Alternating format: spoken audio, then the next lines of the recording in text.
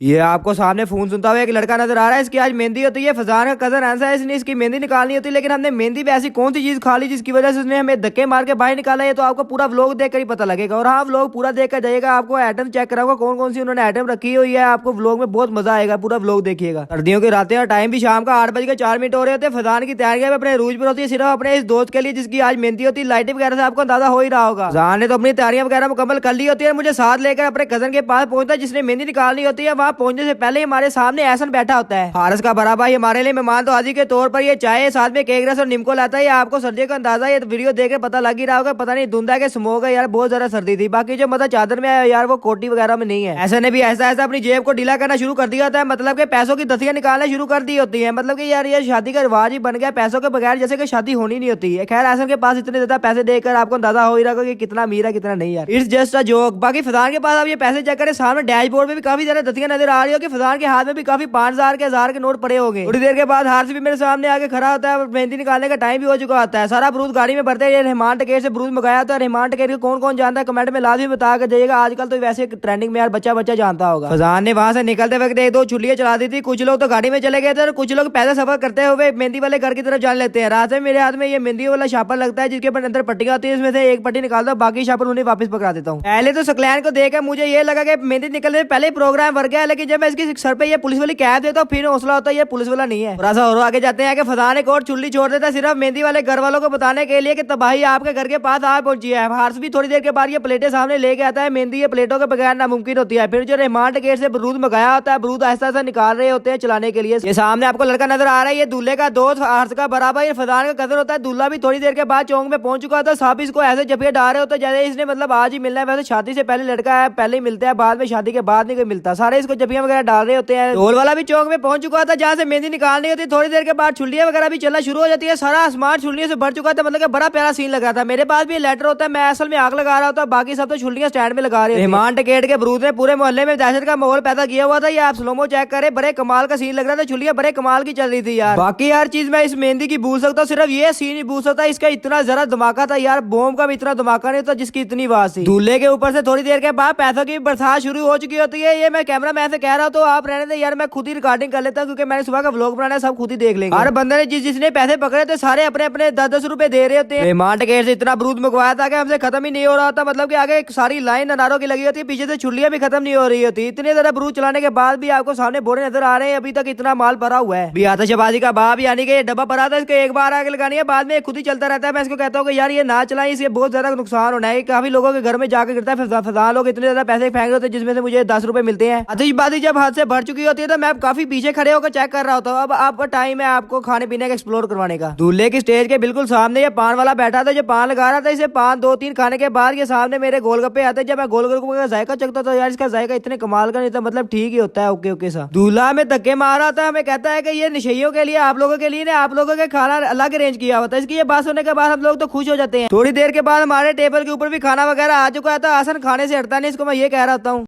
Wait wait wait अभी ना खाना। वैसे ये वेट वाला कौन सा सीन है ये तो लाजमी कमेंट में बताकर जाइएगा। इसके बाद से फिर से पान हमारे सामने आता है, खाने के बाद फिर से पान चखते हैं तो यार इसका जायका तो आपको पता है बड़े कमाल का होता है। रात को जब मैं घर वापस जाता तो टाइम भी रात के 2 बज रहे होते हैं। और इसी के साथ करते हैं आज के व्लॉग का एंड। अगर व्लॉग थोड़ा सा भी पसंद आया तो लाइक कमेंट और शेयर करना मत भूलो। और मिलते हैं अगले व्लॉग में इंशाल्लाह। खुदा हाफिज़। कमेंट सेक्शन में मैंने अपने टिकटॉक का यूट्यूब का लिंक मेंशन किया है, जल्दी से जाकर उसे फॉलो कर ले।